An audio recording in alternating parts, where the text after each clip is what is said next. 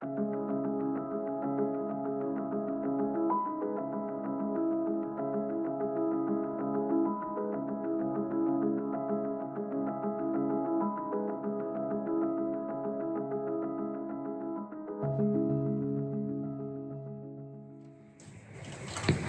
morning. Nice to see all of you again.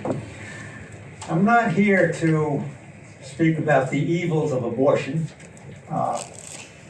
I'm here to speak about the evil of Amendment 4. I'm looking at it not just from a religious point of view. I'm looking at this from a legal point of view and a point of view of common sense. Amendment 4 is an affront to the people of Florida because it is poorly crafted. It does not lend itself to an informed voting response. Quite honestly, gentlemen, if a student in law school handed me something like this, I would throw it back at them. You do not belong in law school. And secondly, if you think you're going to be a good lawyer, you have exhibited a lack of integrity by how ambiguous this amendment is.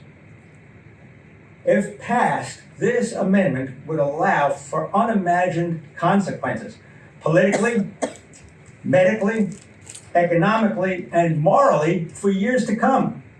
Recall that 3 of the 7 justices on the Supreme Court found the amendment to be ambiguous and confusing. Now, those are 3, I believe, legal scholars. If they find it difficult, what about the average voter? What do they find? What does Amendment 4 call for? How many weeks would be allowed to terminate a pregnancy? Who would make a determination? A child? A parent? A guidance counselor? Who would perform the procedure? And what would be its financial impact on government revenue and on the state budget? You see, a political mind too. As for the last question, a Leon County judge said, the amendment needs revision. Another judge says it needs revision. She said that it is inaccurate, ambiguous, misleading, unclear, and confusing. In fact, this applies to the whole text. The people of Florida on either side of the abortion issue deserve better than this. How sad when people are asked to vote for an amendment that potentially has extreme implications which they cannot fully comprehend and would not approve of if they did. Thank you. Your next speaker is Scott Kiley. He'll be followed by Michelle Albergo. So you're going to look at me over here, not the camera, and I'll do this for you. Okay. I'm going to start by asking you your first and last name and tell me what church you're a part of. Okay. I'm Father Michael Orsi. I am Senior Advisor to Action for Life. Sir, what are you here for today at the Convention? Here to support a proposal that would, in some way, make a statement on how bad Amendment 4 is. Amendment 4 is a proposal for an amendment, if you will, to allow unlimited abortion in the state of Florida.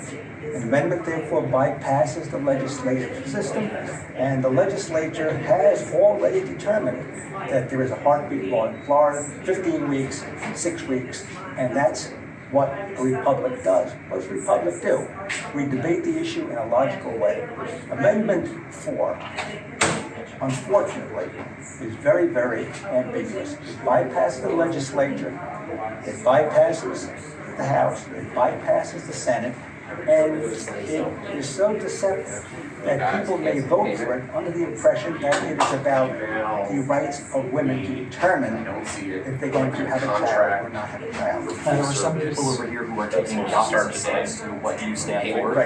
They are not religious. They understand you're part of a church. Is this not you taking your religious understanding and applying that to the U.S. Constitution? No. What I'm saying is I did not speak in religious terms at the meeting. What I spoke about is the ambiguity of Amendment 4. When we have ambiguous amendments, people do not know what they are voting for. And in a democracy, people have to know what they are voting for. And if we have amendments that are confusing, unfortunately, we have undermined our democracy. And people in the long run will say, I didn't know that. And when people begin to say, I didn't know that, then what I have to say is this. The amendment is deceptive. 3 of the justices on the Florida Supreme Court said it is confusing and ambiguous and should be written. These are legal minds. Why didn't all 7 say that? Why not? If lawyers, people who are on the Supreme Court say this is difficult, imagine what the average person would say.